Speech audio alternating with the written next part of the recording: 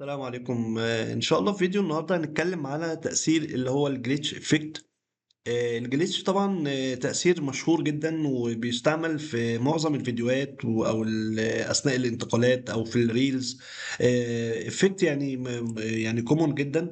الافكت ده بيعمل لي تحريك للبكسل، يعني بطريقه معينه. في طبعا ممكن اعمل الجليتش بكذا طريقه، والنهارده هنتكلم تقريبا عن 5 طرق ان انا اعمل بيهم تأثير الجليتش.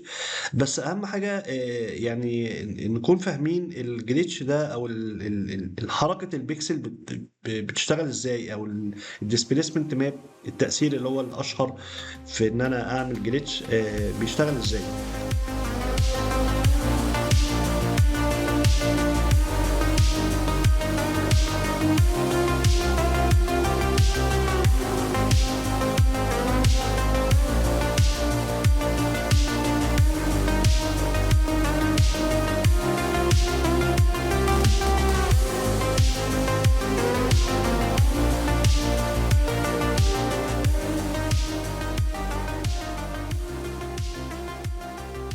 طبعا احنا عشان نحرك اي بيكسل بستعمل هنا تأثير اسمه ديسبيسمنت ماب او اوفست.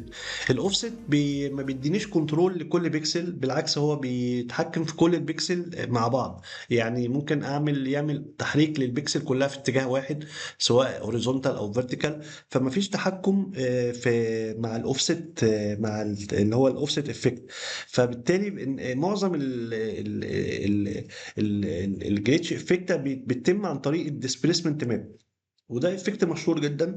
بيديني كنترول للبيكسل في الاتجاه الهوريزونتال وفي الاتجاه الفيرتيكال.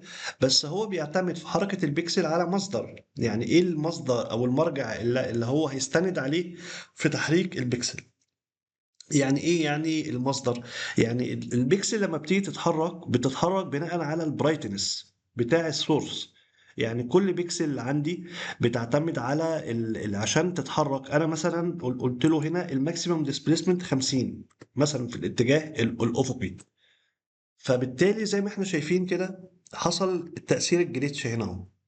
شايفين حصل تأثير الجليتش. يعني لو مشينا هنا كده شوية، انا عامل طبعا كي فريم. زي ما احنا شايفين ان البيكسل اتحركت بطريقه معينه وادتني تاثير الجليتش. طب اتحركت بناء على ايه؟ انا اوريدي محدد هنا ان الماكسيمم ديسبيسمنت وليكن 30. انا خلينا نفتح نشوف الكي فريم. انا عامل كي فريم هنا. شوف الكي فريم الاول 0. بعد 3 فريم عملت ديسبيسمنت 61، ورجعت تاني الفرق عن بعد 3 فريم رجعت القيمة لزيرو. خلينا نقف عند اللي هو ال 61 ديسبيسمنت. هنا إيه اللي بيحصل؟ في معادلة الديسبيسمنت ماب بتستخدمها، اللي هي البرايتنس. هو بيشوف البرايتنس بتاع المصدر. انا عامل هنا طبعا الماب لاير هي الفراكتال ماب، اللي هو الكومبوزيشن ده زي ما احنا شايفين. ودي انا بعملها عن طريق افكت اسمه فراكتال نويز. الفراكتال نويز ده افكت مشهور ان انا بعمل سوليد. بجيب سوليد وبنزل عليها الفراكتال نويز وببتدي اتحكم وبغير في السيتنج بحيث انها تديني الشكل ده. الشكل ده زي ما احنا شايفين هو عبارة عن متغير كل فريم. يعني لو مشيت كل فريم بيديني شكل مختلف، بيكسل ليها برايتنس مختلفة. فبالتالي انا هنا بالتالي انا بيظهر عندي اللي هو التأثير اللي انا قلت عليه من شوية ده، اللي هو الجليتش. لان في معادلة انا بمشي عليها اللي هي لازم نعرف ان البرايتنس بتاع كل بيكسل بيتراوح ما بين 0 ل1. فالديسبيسمنت بياخد البرايتنس زي ما احنا شايفين، اللي هو البي ماينس 0.5، بيضربها في 2 وبيضربها في قيمة الديسبيسمنت. لو البرايتنس بتاعت الماب اكتر من نص، فالبيكسل بتتحرك في الناحية اليمين. لو البرايتنس اقل من نص بتاع الماب سورس، هتلاقي البيكسل هتتحرك في الناحيه العكس على طول، اللي هي الناحيه الشمال. فالبرايتنس بيلعب دور مهم جدا في ان انا احصل على تاثير الجليتش. وبالتالي جاء دور هنا الفراكتال ماب. الفراكتال ماب ده اللي هو بيسموه الماب بتاعي اللي انا بستعمله. بس في حاجه انا لازم اقف عندها برضو، اللي هو التشانل اللي انا هستعملها عشان اعمل الديسبيسمنت. يعني انا النهارده لما بستخدم الفراكتال ماب ده هو الماب بتاعي، تمام. فانا عندي هنا كذا اختيار، الريد والجرين تشانل. باي ديفولت هو سايب هنا الريد في الحركه الهوريزونتال والجرين في الحركه الفيرتيكال. في ناس بتستعمل اللومينانس، تمام. يعني في ناس بتستعمل اللومينانس هيدي لك جليتش اقل. ليه هيدي لك جليتش اقل؟ لان هو اللومينانس بيعتمد على البرايتنس بتاعت كل الشانل. يعني بياخد كده البرايتنس بشكل اجمالي لكل الشانل، الريد والجرين والبلو. لكن لما بقول له حرك لي البيكسل في الاتجاه الافقي بناء على الريد شانل، فايه اللي هيحصل هنا؟ لما استعمل بس تشانل واحده فبيبقى عندي تفاوت ويبقى عندي تغير في البرايتنس. في لو انا استعملت الريد شانل في عندي برايتنس فاتح وفي عندي دارك، فبيبقى الجليتش اقوى. ودي اول حاجه. لو انا هستعمل كمان الفيرتيكال، لو انا هستعمل بقى الديسبيسمنت في الاتجاه الافقي والرأسي، وهستعمل هنا ماب تانية اللي هي الجرين، ده بيديني جليتش اقوى، لان كل بيكسل بتيجي تتحرك حسب البرايتنس بتاعت الشانل. فهتلاقي ان البيكسل دي في خناقه، ان الافقي جايبها كده والديسبيسمنت الفيرتيكال جايبها في اتجاه مختلف، غير لما انا استعمل اللومينانس مثلا في الاثنين لومينانس. يبقى هتتحرك البيكسل في الاتجاه الاكس مثلا كده، وفي الاتجاه الواي كده نفس القيمه.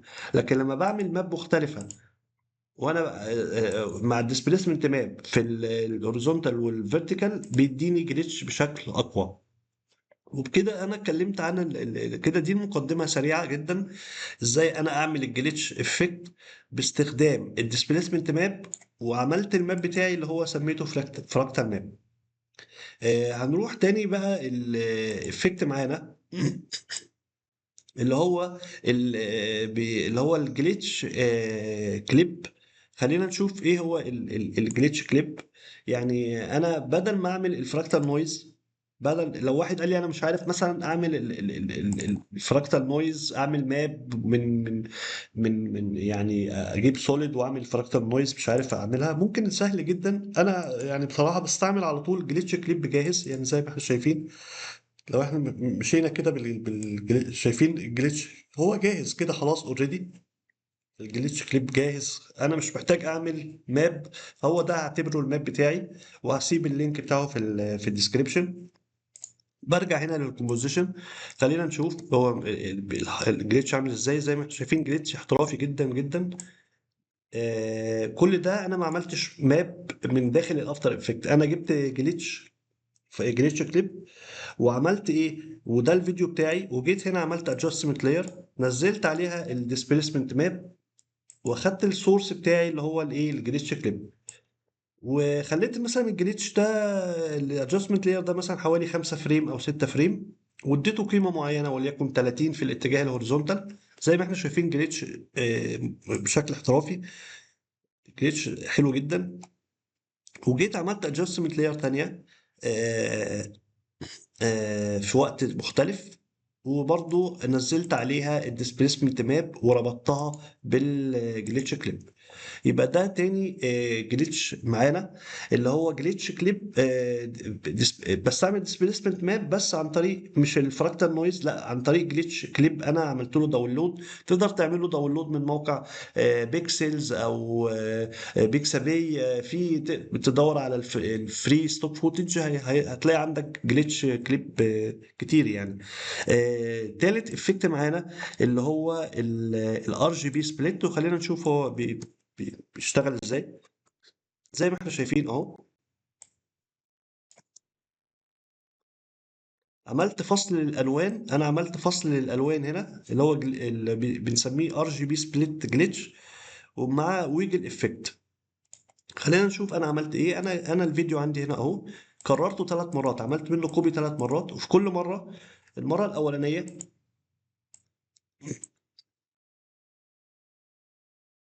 المره الاولانيه نزلت الايفكت اللي هو شيفت تشانل، وخليت بس البلو تشانل عندي، يعني انا خليت عملت الريد فول اوف، وعملت الجرين فول اوف، وخليت بس البلو كذلك هنا. في الفيديو الكوبي النسخه الثانيه خليت الجرين، وفي النسخه الثالثه خليت الريد. وعملت بلندنج مود، حولت البلندنج مود عندي لسكرين. يعني حولت البلندنج مود، انا بعمل يعني ايه عشان تظهر بقى الالوان، او الشيفت اللي يحصل ده، الشيفت تشانل اللي انا استعملته عشان كل فيديو يظهر بالتشانل مختلفة. فبالتالي لازم انا اعمل السكرين. انا ممكن اعمل السكرين او اعمل الاد، بس الاد بيديني يعني ايه برايتنس زيادة شوية. هو الفرق في ايه؟ ان الاد والسكرين لما باجي اعمل بلند مود بيتاثر في البرايتنس. السكرين بيديني برايتنس اقل شويه، فانا بشتغل دايما على السكرين. وعملت طبعا ويجل بوزيشن، نزلت ويجل بوزيشن هنا، خليته مثلا كل واحد مع بعض في نفس يعني وقفت هنا، عملت كي فريم 0 0، مشيت 1 2 3 فريم، وعملت كي فريم واديت له قيمة اللي هو 20 مثلا سبيد، والويجل اماونت 50، ومشيت 3 فريم كمان ورجعتها تاني زيرو. فبالتالي الويجل طبعا زي ما احنا شايفين كده لما اتحرك عملت ويجل، فبدأت تظهر الالوان منفصلة، فاداني تأثير حلو جدا، بنسميه اللي هو ار جي بي سبليت جليتش. فممكن حد يسأل مثلا طب ما انت النهارده الويجل سبيد والويجل اماونت نفس بعض، يعني انت اوريدي في كل لاير الويجل اماونت والويجل سبيد نفسهم، فبالتالي مش هيظهر الالوان. ما هو هنا بقى طبعا لازم نبقى فاهمين برضو كويس الويجل بيعمل ايه. هو الويجل هنا لما اجي اقول له مثلا، لما اجي اقف هنا انا عامل كي فريم، خلينا اقف عند الكي فريم. انا عامل كي فريم هنا ومدي قيمه سبيد 20 ومدي قيمه ويجل اماونت 50. الويجل اماونت ده اللي هو الماكسيموم، يعني مش معنى كده ان كل البيكسل هتتحرك في اتجاه بمقدار 50 بكسل. والدليل على كلامي ان هنا البوزيشن زي ما احنا شايفين، لما عملت ويجل الويجل بيديني حركه للبيكسل في الاتجاهين الهوريزونتال والفيرتيكال. فزي ما احنا شايفين هنا اداني قيمه مثلا حرك الاكس 8.3 وحرك الواي 15 ونص. بس لو رحنا لللاير الثانيه هتلاقي ان القيم اختلفت برضه، ما هو هي بشكل راندوم، يعني هي بشكل عشوائي. فبالتالي من هنا ظهرت معايا الالوان، ظهر معايا الشيفت تشانل. وزي ما احنا قلنا هو افكت حلو جدا، وبيديني بيفصل التشانل مع الويجل، فبيبقى افكت ممتاز جدا، يعني بيديني تأثير الجليتش. هنروح لرابع افكت معانا، وهو افكت ممتاز جدا وسهل جدا. انا عندي هنا اهو الفيديو، باجي انزل شايفين التأثير يعتبر حلو جدا. خلينا نشغله مرة تانية.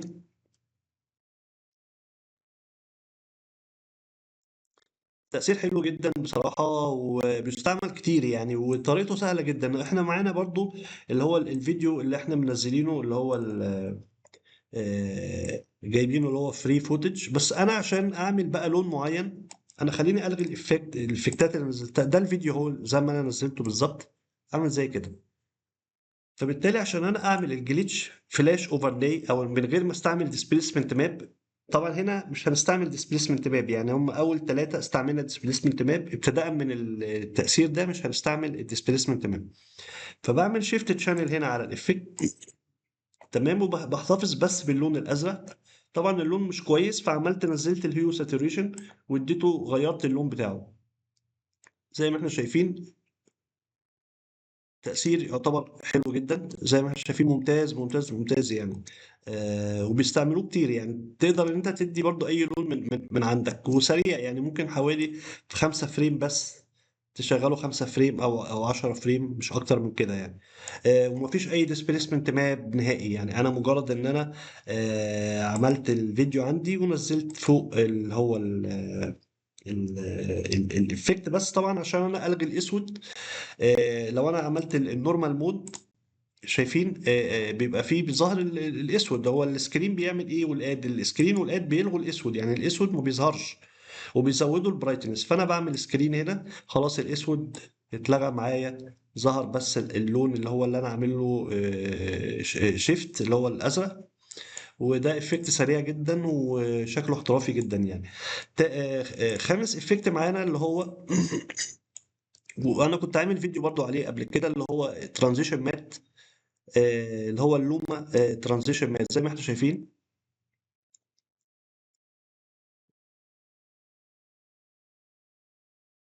ده المشهد الاول، بيحصل ترانزيشن للمشهد التاني على طول. وده سهل جدا ان انا بستعمله ازاي بقى. انا هنا عندي ال الفيديو الاولاني تمام. ده عندي اللي هو الفيديو الاولاني اهو. بستعمل هنا فاكرين انا كنت عامل الفراكتال نويز، انا كنا عاملين الفراكتال نويز. في الحالة دي أنا هاعمل إيه؟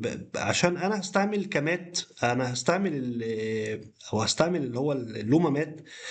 فباعمل الإيه؟ باعمل كي فريم، باجي عند نفس الإفكت ده اللي أنا منزل عليه اللي هو الفراكتال نويز.